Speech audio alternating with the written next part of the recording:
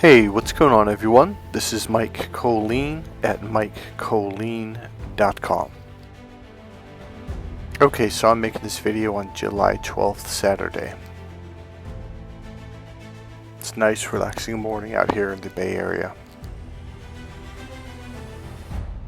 Okay, so I realized this morning I have a better, cleaner way, a sharper way to get the message across that I tried to in the last video.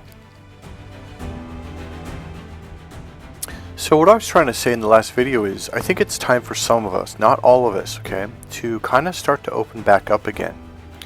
Because for those of you who were attacked by narcissists, and we're all on a different timeline, some of you this is kind of a new experience where it just happened or you just woke up to it in the last year or so.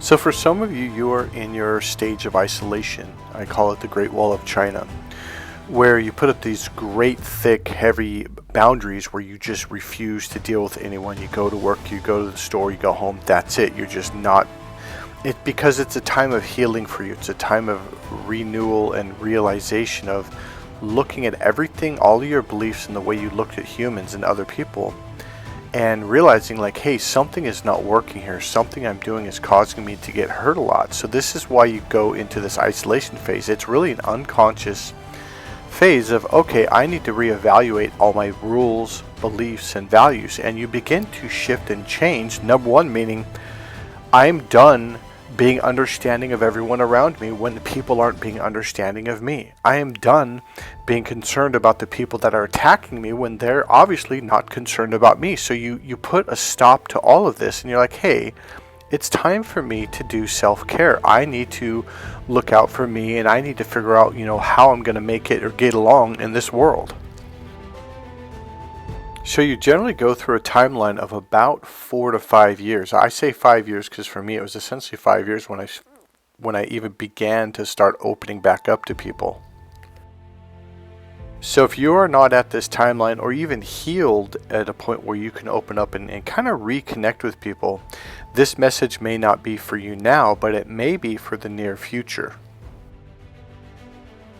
One of the things I've noticed that I've been doing for over a year now, again, which I used to do, is being more understanding of other people. Because for the 5 years, I would go through a phase like, wait, why would you say that? Like, why would you do that? And I was really kind of harsh to people that were mean to me or other people around me. Because I wanted to understand, like, hey, like this isn't cool. And I was essentially, kind of instead of always understanding, starting to say, no, this isn't right. Don't do that, right? So now I'm kind of at a point where I'm beginning to be a little bit more patient. And it's almost like understanding, but there's a difference. It's like I took a step back mentally, kind of stepping out of the situation to assess, like, okay, well, what's going on with this person inside? Now I'm going to repeat something I said in the last video. This does not mean I'm going to be reopening to people that I know all they've ever done was attack me and look at me in the worst possible light. Like, no, I'm done with them. I understand. This is who they are. This is where they're at. That's fine. Be there and I'll be over here. So it doesn't mean you have to open up to those people.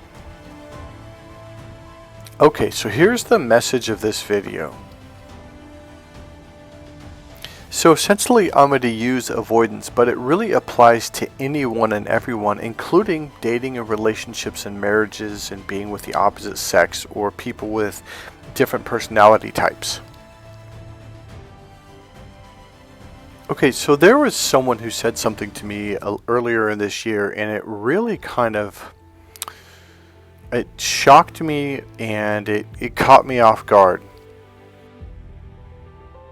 Because I looked at this person as this is a genuinely good, caring person. And I was like, wait, what?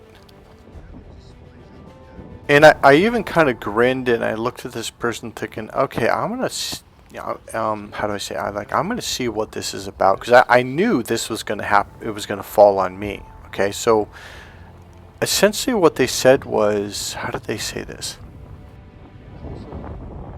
Essentially what it was they had said, I don't understand. It's like, it's essentially an avoidant. Avoidant had basically said something to the extent of like, well, yeah, I just, I didn't call them for like a week, and they got really hurt, and I didn't, I don't like, and they'll come to me and say, God, that hurts so bad, And she said, I don't understand why that would hurt them. And I kind of bit my tongue thinking, well, I mean, if someone likes you and you're going out with them and then just Shazam, you don't talk to them, it's kind of, it hurts.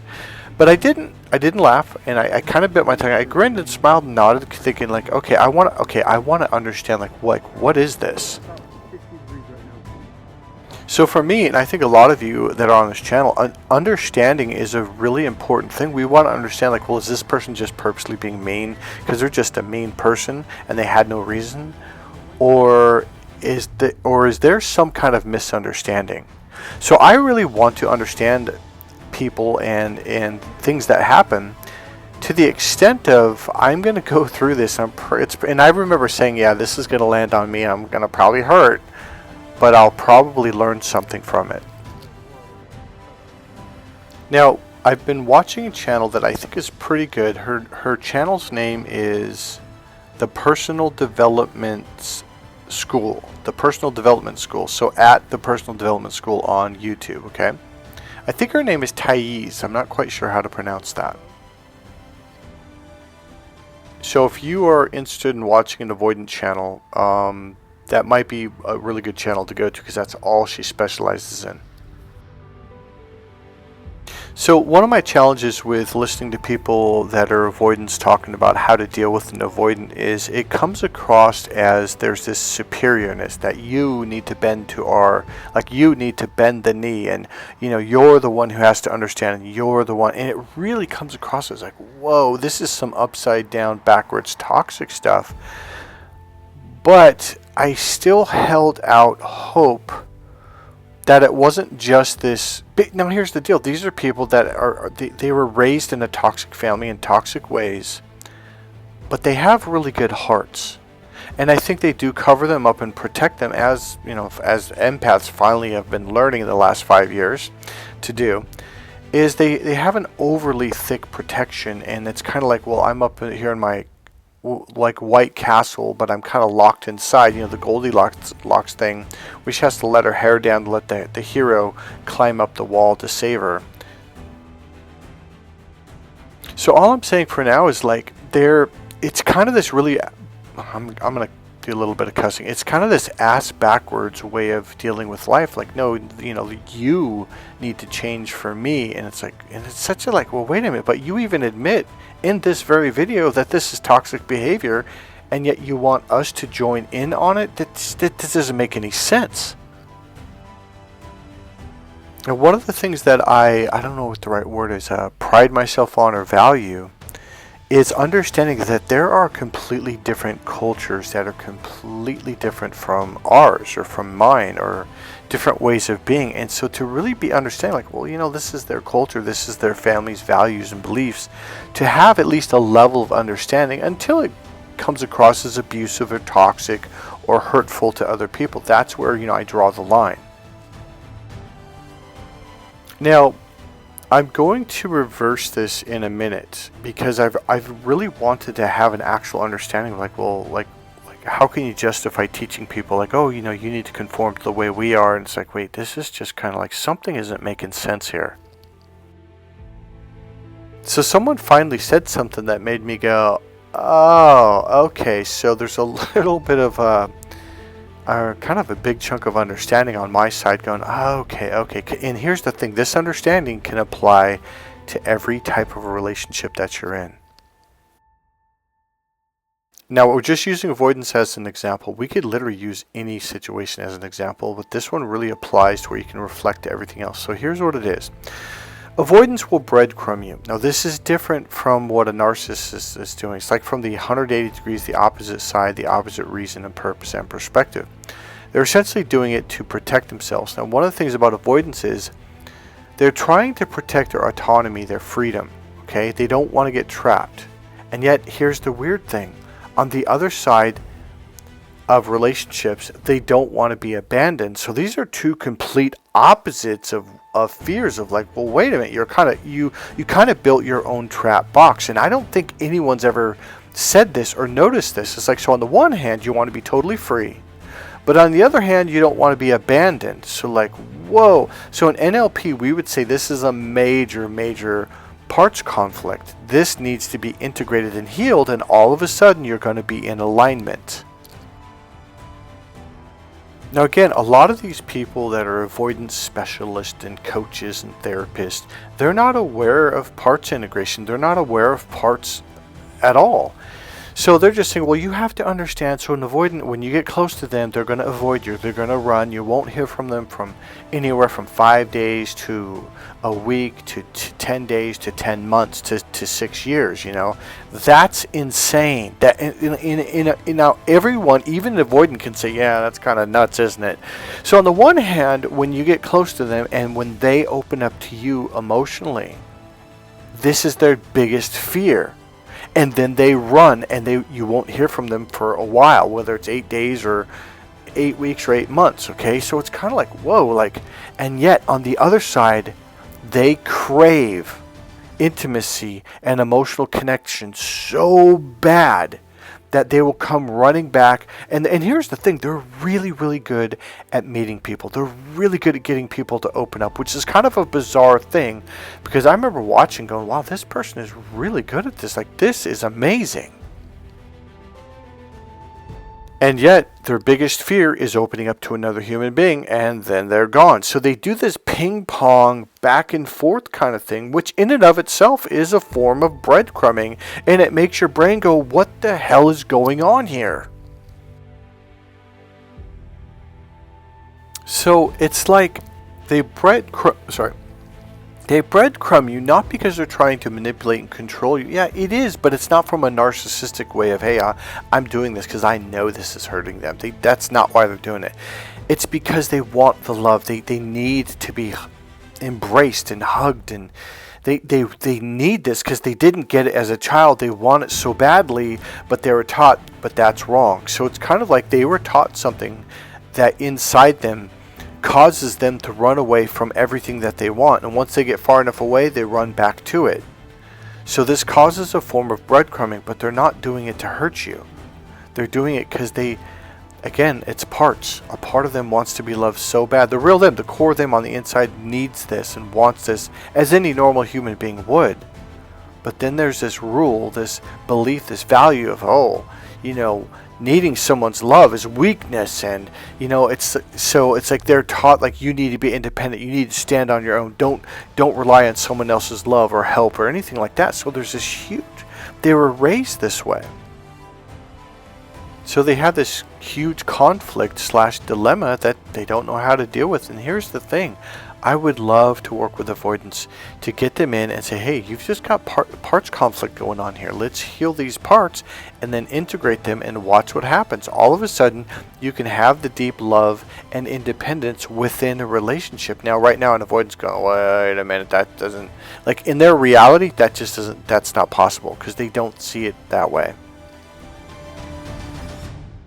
Alright, now to watch this. So avoidants were raised in a really different form of rules. So they have a set of rules, is this is the way you do a relationship. So breadcrumbing, so when their family, when they needed love, their family would breadcrumb them, give them a little bit and then pull away, give them a little bit and pull away, give them a little bit and pull away. It's like, oh, because generally these are parents who weren't emotionally available. These parents or siblings, they just don't like intimacy. They don't like getting close emotionally. And so then they learn, like, oh, okay, so this is how you have a relationship. Now here's what I'm trying to get you to understand. From a very young age, this is all they knew. So they think, well, this is how you have a relationship. And for the life of them, they don't understand why this hurts people and why people get mad at them and yell at them. They're just like, well, I don't understand. Like, why are you mad? This is what they know. Think of it as a computer program. This is literally a program that was programmed into them from a very young age, from the imprinting stage. So when we're first born as children, and I've talked about this in narcissist abuse, when you're first born, you're just like that baby duck. When it cracks out of the eggshell, the first being, whether it's a dog, a cat, a duck, or a human, or whatever, they're going to imprint and say, that's my parent, and they're going to follow them around and copy them like a video recorder, an audio recorder, just blindly recording whatever they do. This is imprinted into their system. It is a program. And this is what they know. Shifting programs, changing programs is not something like, oh, I really, like I could, like, okay, an avoidant could be listening to this right now going, man, never thought of it like that. Like, yeah. Because they've gone to their friends' houses. They've noticed that their parents treat them differently. I mean, they're not dumb. They see it. But by the time they see it, they're out of the imprinting stage. So they still have this program, and they really, really, really believe this is the way it is. Alright, so back in the Old Testament times, and this wasn't just, Christians, or actually they weren't called Christians back then because that was before Christianity. But our belief, our Bible states like, hey, it was considered a blessing from the Lord God above on all high, the Almighty, if you had one husband and he had multiple wives and had multiple children. Now, right now, your programming, I know a lot of women, no, and it's just like it really upsets you because that's not your programming. Your programming is no, it's one husband and one wife, and that's the way it is. Now, I'm not saying right or wrong here. I'm just saying these are programs. My ex-girlfriend is from Laos. Now, she's not from the cities. She's from the country. And she said, oh, yeah, in my country to this day, now this was about 20 years ago, she said to this day, if you are a man and you can afford to take care of multiple wives and have multiple children, as long as you can feed them, clothe them, and send them to school, it is literally considered a blessing upon the tribe. I'm like, yeah, that's exactly the way it was in the Old Testament times. So I've heard this in a couple different, one was in psychology class, one was during a 5-week NLP training. It said, look, people that live in the mountains, they have to have different social rules and social beliefs and social values than people that live on the plains, on the flatland. And people that live on the Hawaiian Islands, like that, or Samoans or whatever, they have to have completely different social rules. So, you got the Highlanders, well, they have to ride horses and they have to do this, and they have completely different social beliefs and relationship beliefs than those people that live in the plains because of survival. If they don't do this, they will die. So people that were raised on an island where there's sand and beach and ocean all the way around you versus people that lived in the plains versus people that live up in the mountains, completely different relationship, family values, etc. for survival, to keep the people alive, to keep the culture, the tribe alive. Otherwise, they will die. So, does that mean that the Hawaiians are bad and wrong because, they're different? No. My Spanish teacher in high school, Senor Solis is what we had to call him. He was from Mexico, and he goes, in Mexico, we siesta. And now he was teaching us what the word siesta means. Like, well, what does this mean? And I said, it means party? He goes, no. He says it means we rest. I'm like, what do you mean? He goes, it gets so hot in Mexico. And this was in the 80s. He said, even to this day, most people in Mexico don't have air conditioners. So work shuts down, I think he said from around 1 p.m. or 2 p.m. to about 4 or 5 p.m. I'm like, why? He goes, Michael, it is so hot. He goes, you can't function. I go, well, it's hot here. He goes, yeah, but you guys have air-conditioned cars, you got air-conditioned homes, air-conditioned schools, air-conditioned stores, air-conditioned businesses. And I thought, yeah, that's true. And so a lot of people say, oh, well, they're just lazy. And it's not laziness, it's survival. Now, at least that may be true up until about the 80s. Now, it may be a cultural thing to where, now I don't know this because I've never been to Mexico. Well, I've been to Mexico, but I haven't been there in a long time. So, it may be true. They may have culturally taken on this cultural thing without even realizing it and still take a siesta between 2 and 4 p.m. or whatever it was, even though they might have air conditioning in the year 2025 now, but they may have forgotten why they changed, or not why they changed, but why they do this. Another thing we learned in Hawaii is Dr. Tad James says, and this is during this whole speech of the Highlanders up in the UK or in Ireland or wherever they were, versus the people in the plains versus people like on islands living on the beaches, etc. See, people in Hawaii or islanders in the old days, all they had to do was sleep in until about 10 or 11 and wake up and walk out to the beach and put a stick out there, and boom, they got fish, and they bring the fish back, and then they climb up the tree and they got some kind of fruit. I don't know what kind of fruit they had back in the day, but now I know it's pineapples and whatever.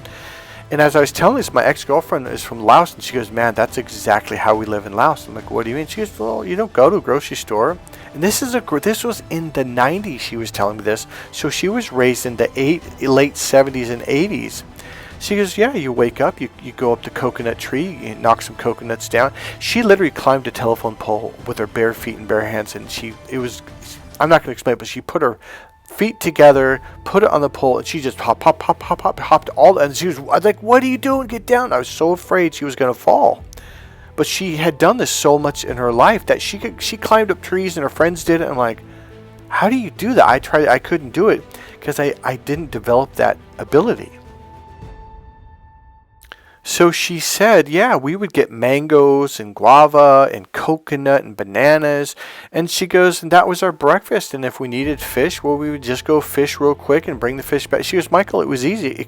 And here's what she said. She said, because Michael, where we lived in the country, food was all around you. It was everywhere. You didn't have to go to a grocery store.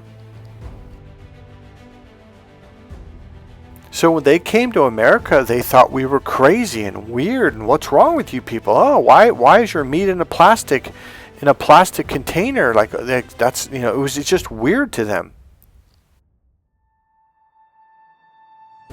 So I think because I was raised in a restaurant family, believe it or not, but my mom and dad used to own a fine dining Mexican restaurant. It had all Mexican cooks and this and this and that. And the mariachi bands would come in 4 days a week. I think it was a Wednesday through Sunday or Thursday through Sunday. And it was a real nice restaurant. So at a very young age, I was constantly surrounded by different people from different cultures. And living in California, that's essentially what I've experienced since I was a little kid. I guess what I'm saying is what I would like to believe. Now, I'm getting to the point of this message right here. I would like to believe, well, that's why I'm more understanding of people who have different ways and different rules and different beliefs. Or it could because the way I was raised, as an empath, I was the one that had to always understand everyone else's problems, as a lot of you have experienced or raised. Like, you're supposed to understand that when they showed zero understanding of you. And so for the last 5+ years, a lot of us like, wait a minute, this isn't fair. I'm done playing this game where I have to understand you being mean to me, but you just treat me like shit. And it's like, you don't understand why I don't like this. So we kind of said, no, we're done with this one-way road, and we don't deal with people like that anymore. Now, here's the peak of what this video is about. So, believe it or not, I know this is going to sound weird, but the way avoidants were raised was they were raised that breadcrumbing equals connection. This is the way they do relationships. This is their imprinted program from birth. So we imprint on our parents at birth up until about 5, 6.5 years old, and then we go on to the next stage, etc., learning social values and how to interact with other people. So the point being is, like, this is an imprint. This is the first stage where you just copy. Now, someone like me, an NLP trainer, master Ericksonian hypnotherapist, this is what we are trained to do, is like, how do you change the programs on the imprinting level? Because telling someone, hey, this is wrong, it doesn't do anything. It doesn't change it. So they can be very aware of, like, yeah, this isn't working for me. And and this is one of the rules before I'm going to get to the pinnacle of what this video is about, is I'm not walking around saying, oh, you're different than me, you need to change. No, it's like, do your rules, do your beliefs, do your values, do they support you in getting what you want out of life? The happiness, the joy, the love, the financial wealth, and et cetera, et cetera. Or do they hold you back from what you want out of life? Now, with avoidance, yeah, I mean, they'll even say, like, yeah, I mean, I'm constantly scared. I have this shame. I have this belief that opening up is wrong. I have this belief that connecting with people is wrong, or the way I connect. And then people get mad at me and they get hurt, and I don't want to hurt people. That's not the goal. So I just isolate myself. They're going through this horrible back and forth thing. And they do come to a point in time where they're like, man, I don't like this. I want to have a normal, healthy connection where I'm happy, where I feel loved. And I shouldn't have used the word normal. It's just like, well, what works for you? The challenge that a lot of avoidants have is like, well, they can't really connect with anyone because they are taught, their imprinted stages to disconnect. That's their way of connecting. It's a really bizarre thing, and they're not getting what they want out of life. So this doesn't just apply to that. This applies to any of you in any area of your life. It may have nothing to do with being an avoidant or anything to do with avoidance at all. Now here's what the video is about. Think of it like this. An avoidant was raised with a certain set of rules. And it's like, we're playing this game, and they bring their rules to the game, but you were raised differently and were taught completely radically different rules, and you bring your rules to the game. So now you're playing the same game with two different rules, with two different rule sets. And you're having arguments, and you're like, no, that's not the way it's supposed to be. Like, what are you doing? You're bad. And we start to say, you're bad, you're wrong. And we tell our friends and family, oh, can you believe they did this to me? And they're looking at you like, well, I don't understand. What are you mad about? What are you upset about? I mean, they legitimately don't understand. Just like if someone came to you when you did something that was toxic or not even toxic, but wasn't in alignment with their rules, and you did something that hurt them, and you're like, what are you mad at me for? What did I do? Does this sound familiar? I mean, look at the meme I've had on here for over a year. At the very bottom, the rising of consciousness once again. This is what this video and the one before is like. I think it's time now to be able to just take a step back to see a broader view, a bigger picture of your person, and be like, okay, where are they coming from? Because believe it or not, a lot of times, well, if they're narcissists, their goal is to hurt you. But a lot of times, most people, they're just bringing a different set of rules, the way they were raised, into the same game called a relationship, and you have a completely radically different set of rules, and they conflict. So what I'm suggesting is take a step back. Now this isn't just for avoidance. I'm talking about all of you, whether you're married, dating, single, going out to clubs, trying to meet someone. You're going to have to realize that every single person you meet is going to have a different set of rules, beliefs, and values. And the consciousness part of it is, why not just find out what they believe? Why not just find out what their rules are and realize it doesn't necessarily mean that they're a monster, that they're just different, and that's okay. And what if, instead of blindly following some of these toxic rules that we were raised by and demanding that other people live by them, what if we say, hey, you know what? Why don't we make up our own rules and our own beliefs and our own values for our relationship that make us happy? Both of us happy. That's one of the greatest things I loved about NLP when I was learning it, is we have these presuppositions, these set of rules that we go by, and one of them is everyone's fine until they say, hey, I want to change this, or I don't want to do this anymore and I don't know how to stop. And then one lady in the back said, well, what if someone's doing heroin? That's obviously wrong, so we got to change them. And Dr. Tad James goes, no. If they don't think it's a problem, then it's not a problem. It's only a problem, and it's only a problem until they come up and say, hey, can you help me with this problem? So if it's not a problem to them, it's their life. You have to let them go down their path. Now that was a really hard thing for me to accept, but I thought, that's true. Like, who am I to tell other people what's wrong and right for their life? Someone could have a lifelong phobia, and until they want to change it, and until they think it's a problem, it's not a problem. It's not my life. That doesn't mean I have to take them on as a client or I have to make them my friend. No, someone's like, I don't want to have nothing to do with heroin. Like, hey man, that's your thing. Good luck, man. That doesn't mean you have to put up with it and be around them and deal with the aftermath. You don't have to do that. If you take on one message from this video, you and your partner get to make up your own rules. You don't have to repeat the same rules that your history, your family line is lived by for hundreds, even thousands of years. You get to make up your own rules that both of you guys can agree upon, and it helps you to enjoy life even more. Alright guys, thank you for listening. I hope you enjoyed this video. If you did, please click subscribe, click that like button. Go ahead and make a comment. And as always, you can either buy one of my books, take my courses, take my one-on-one coaching, or there's a donation pal right there in the description box. It's a PayPal link. All right, God bless you guys. See you in the next video. Bye.